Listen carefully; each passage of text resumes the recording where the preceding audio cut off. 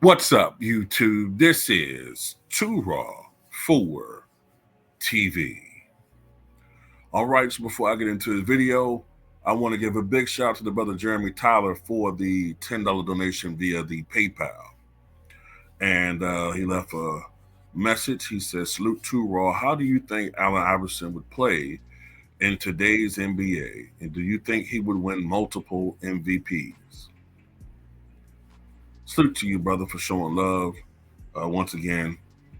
I think, honestly, because I think I talked about this recently, if I'm not mistaken. I think it was dealing with trying to get my bearings correctly. What was it I said? That's right. Okay, now I know.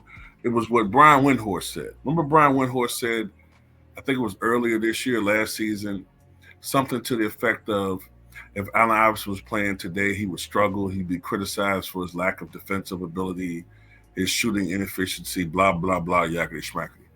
And I remember saying something to the effect of, well, if you're going to talk about a guy who is a shot jacker, who shoots inefficiently, turnover prone, and doesn't play defense, well, we have that, and his name is Trae Young. And I don't hear you guys criticize him one iota. Okay, and unlike AI, who actually did lead his team to an NBA Finals, you guys praised Trae Young for a one-hit wonder year where he took his team to the Eastern Conference Finals, which, by the way, they love to talk about how, Trae Young got hurt in that series, and that's why the Bucks advanced, but they don't talk about how Giannis got hurt, missed the last 2 games, and the Hawks couldn't take advantage. They don't talk about that, though. But let's talk about AI. Let's focus on AI. I think he'd be the best player in the NBA. And if healthy, I think that he would be a perennial MVP candidate. And I think he would have won even more MVPs today. Let's look at the facts here. Allen Iverson, first of all, he's only 6 feet tall. He's 6 feet tall. Think about that for a second. He's 6 feet tall. Exceptional quickness, exceptional speed, explosive, fearless, sneaky athleticism. He didn't dunk a lot, but the brother had, if not mistaken, he had something around a 40-inch vertical leap at his absolute youngest, right? 165 pounds, listed as 6 feet tall, probably was more around 5'11 and a half, barefoot, okay? And in a league where the average height was 6'7", dominated in a way that we had never seen a player under 6'2". Never. The guy won 4 scoring titles.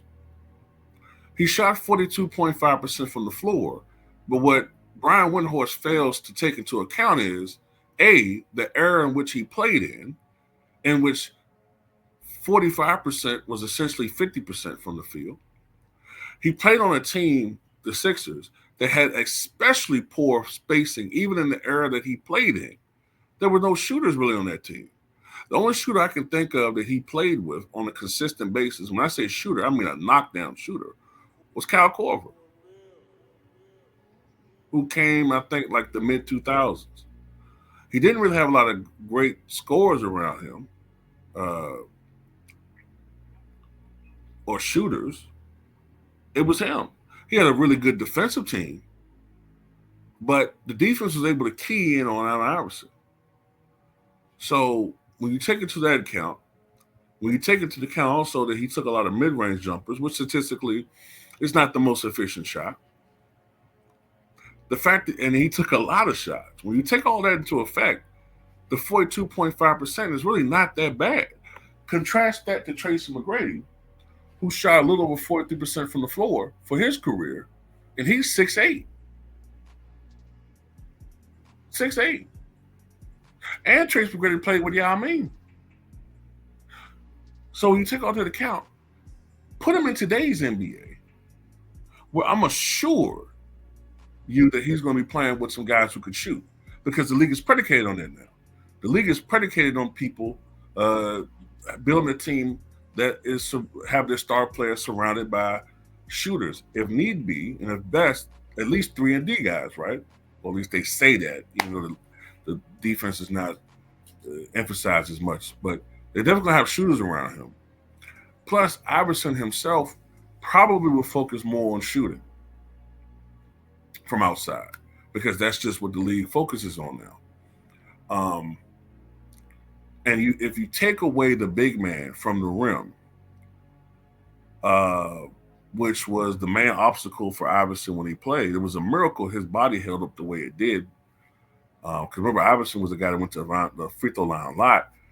I would reckon that if he was the same Allen Iverson, he had the same DNA, attacked the game in similar ways as far as his aggressiveness. I don't know about him averaging 43 points a night, but I definitely think he could average 38, 39. I definitely think he could do that on a bad team. On a mediocre team, 37, 36. Matter of fact, I take that back. I take that back. On a mediocre team, 36, 37. On a bad team, 39, 40. But I don't know about 43. That's pushing it a little bit too far. Because remember this. When Allen Iverson was 30, I think, 30 years old, in 2005, 2006, he came in second to Kobe.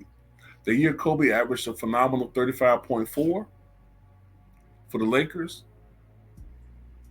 People forget Iverson averaged 33 that year. And his field goal percentage went up from around 41%, 42% to 45%. Why? Because spacing was getting better. Plus, you took away hand checking. That's another thing that we need to talk about. Iverson will not be in this league held back by hand checking. Hand checking was holding Iverson to 26 to 30 points a night back then on 41, 42% efficiency. When you took away hand checking in the mid-2000s, in his little prime years before he fell off after 2008, that Iverson was averaging between 26 to 30, 26 because he went to Denver, but when he was still in Philly, 29 to 33 points a night on 45% shooting. Now you've taken away defense even more after you've initiated the freedom of movement rule implemented in 2019. I mean, what can you do? You can't stop him. And the way they call fouls in today's league, I don't see why he doesn't average at least 11, 12 free throws a night. He shoots about 80% from the line. So that's about a good